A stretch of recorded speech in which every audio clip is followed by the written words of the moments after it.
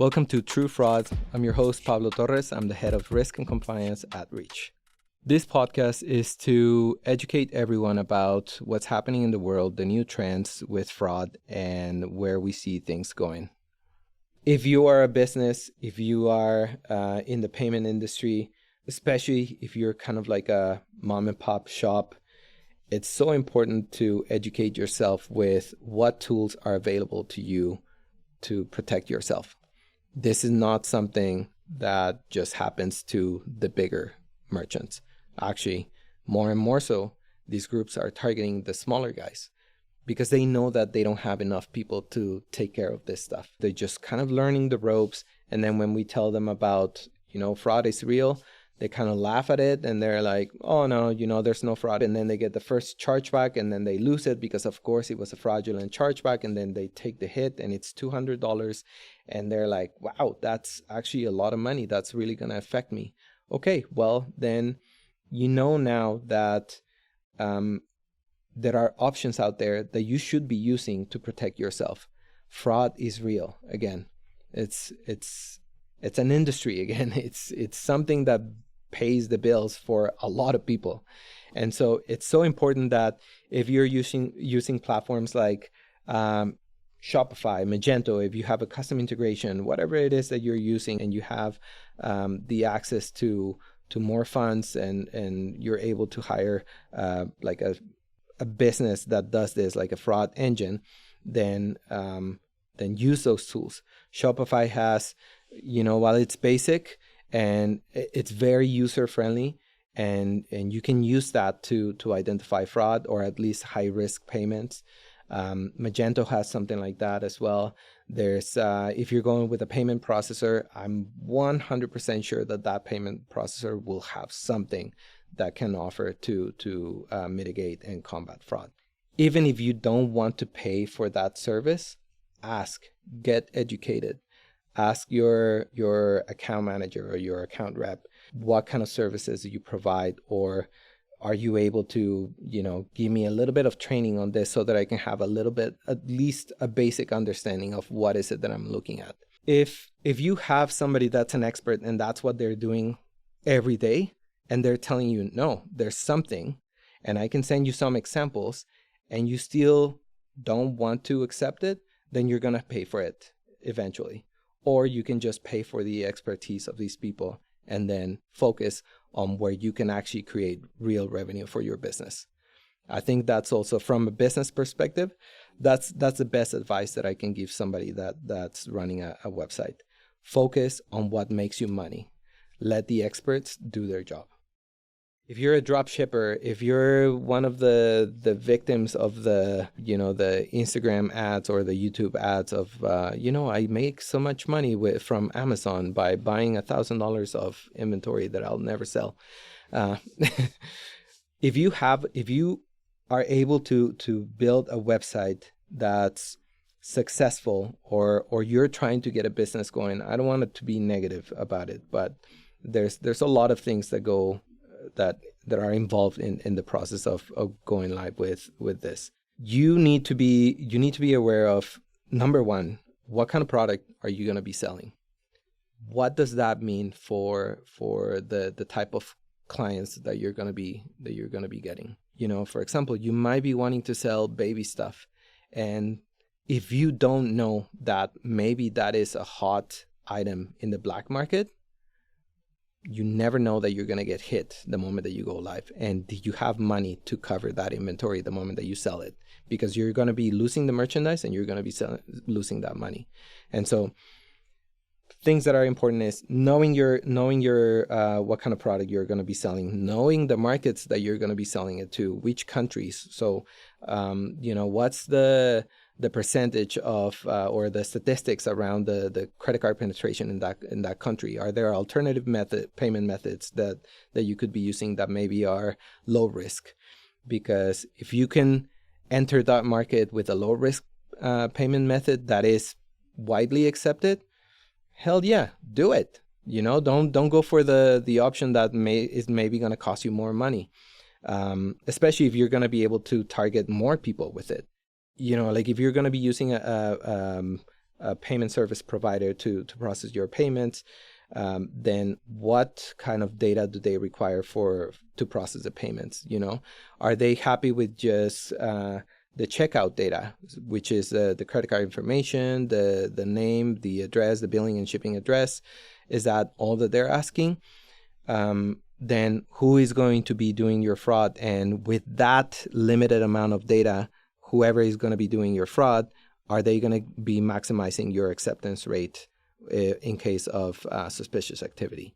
And so the more information that you are able to provide at the time of a checkout to that payment processor or the fraud engine that you're going to be using, then the higher your probability of accepting a payment. Recently, I heard of companies that are still rejecting payments where the billing and the shipping address don't match. Wow. We're not in the 80s anymore. Like, why?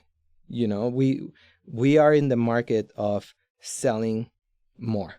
We want to accept as many transactions. We want to provide a seamless checkout experience. We don't want to flag as many transactions as possible, even less so, reject as many transactions as possible.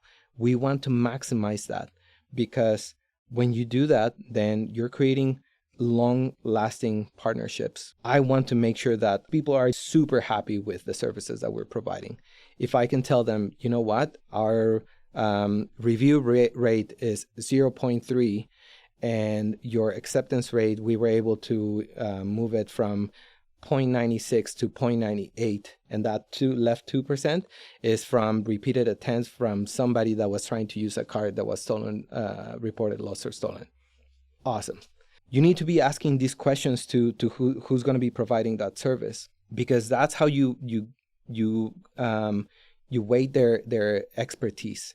If they're just going to tell you, you know what, yeah, let's just do that, then you know that they just want your money. But in the end, we want to establish that partnership. We want to benefit your business, because growing your business means growing ours. And so if suddenly we tell you, you know what, it would be great if we could collect the device fingerprint, because that's not just going to give us the checkout data, but it's also going to give us a little bit more information on the client. And maybe even some of that data, you could use it to target some other clientele by measuring what is the demographics that you're getting, by looking at the type of devices that they're using. How are they accessing it? Who is buying from where? Are they buying mostly from a phone, or is it from a laptop, or is it from an iPad? What is the age demographic of it? Is the billing and the shipping address different? Who is it in the shipping address? Is it the daughter? Is it the son? There's things like, and even with the device fingerprint, we're able to collect more information and more data points that give us a better picture of who is trying to commit the fraud. And so if you're getting somebody that's processing your payments and they're trying to access as much data as possible, they're likely trying to maximize your conversion rate, which is amazing. The new trend, which is so scary right now, actually, we're going into this world of artificial intelligence, where it's not just Chat GPT, it's not just deep fakes as we're seeing on the web. Right now we're in a kind of like an inflection point in the industry where, let's put it like this, all of these payment processors that exist in the world, or the banks, everyone has kind of their own fraud engine, and they're dealing with it the best they can, and they have their tools, and then maybe they develop new ones, or they hire third-party companies, and they're mitigating the fraud, right? So this is exactly what's happening right now. But then all of these are silos of data. They're not communicating with each other, because why would I share my secrets with you? Whereas then there's this world of a network of criminals or fraudsters that are trying to gain access to bypass this section, this work that these people are doing here.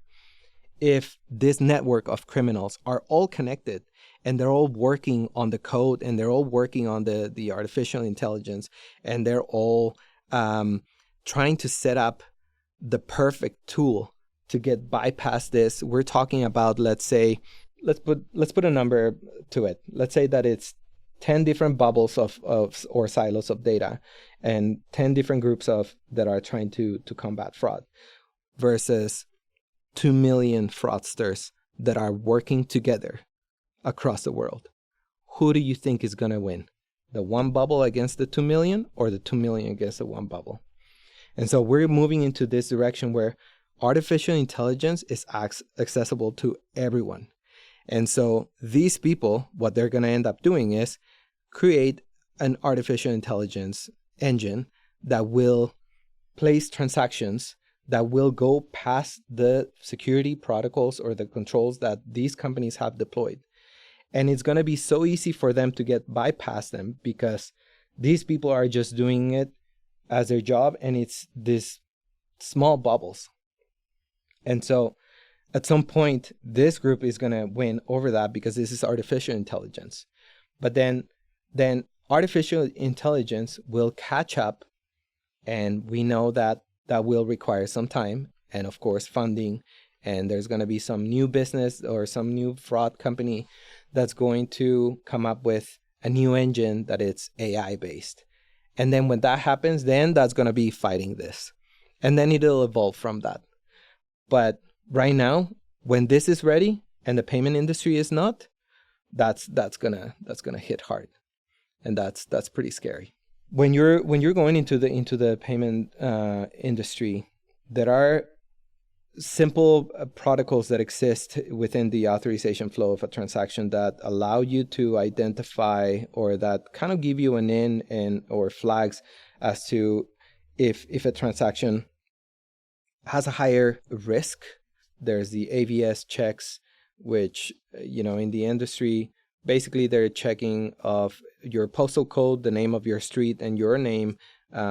What is the percentage of that matching with the one that the record that the issuing bank has? And then if that's positive, then there's a percentage that the bank says, yeah, this matches up to, X. And then the authorization may go through. Then there's also, depending on where you are in the world, then there's the 3DS or 3D Secure protocol, which basically what it does, it lets you authenticate your own purchase. How? By when you're trying to check out, and this probably has happened if you bought something from a European website. You're trying to buy something on your with a credit card, and then they'll send you a notification that's saying that we're going to send a challenge to you or a code, and you need to verify it to complete your purchase. Then you get a text on your phone, and you enter that code at the time of checkout, and off you go. Because that phone number is associated with your account, your bank was able to send that challenge to you. And at the same time, there's other protocols that are kind of happening in the background. There's more data that is being checked compared to the first version of the 3DS. We're on the second one now. And so having access to this is super important. There are a lot of people right now that think that by having this protocol available to them or this tool in their pocket, it means that there's not going to be any fraud. No. This is just the same way that we have 3DS2 now. We had at some point CVV was created, or the AVS check. So all of these different checks that the banks are doing right now at the time of request of authorization. At the time, they were kind of like, brand new technology. We're using this to mitigate fraud. And then the moment that they went live, the people that were trying to commit the fraud, they already knew how to circumvent it. So it's I think it's important that while having that is important as a tool, not the tool. And right now we're dealing with a lot of not just straight up fraud that's kind of, I want to say, It's become easier to identify. But then now we have friendly fraud, which is a whole different world. And we can talk about it maybe in another occasion, because that's just going like deep in the mud.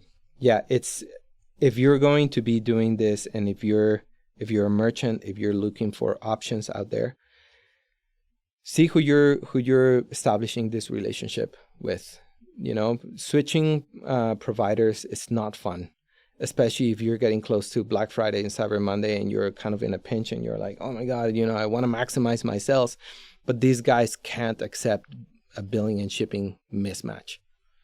Holy smokes, that still honestly blows my mind. When I heard that today, I'm like, wow, okay, that seems so old school.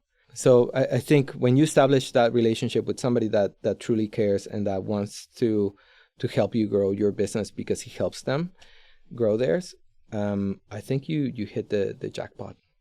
Reach has that. We approach fraud from many different perspectives. We have different types of engines looking at data from different perspectives. We're not someone that's just looking at the transactions and trying to stop the logical stuff, you know, the kind of like the basic. We've been around this. We've been doing this for a long time. We have the experience. We know where these groups that are trying to target these accounts are. We know their motto. We know the way that the data is gonna transition as they try to get through the controls that are deployed. If you don't understand, or if you don't have a full understanding of what fraud does to your business or how it might affect you, reach out to Reach. Brought to you by the Reach Network. Visit withreach.com/network for more.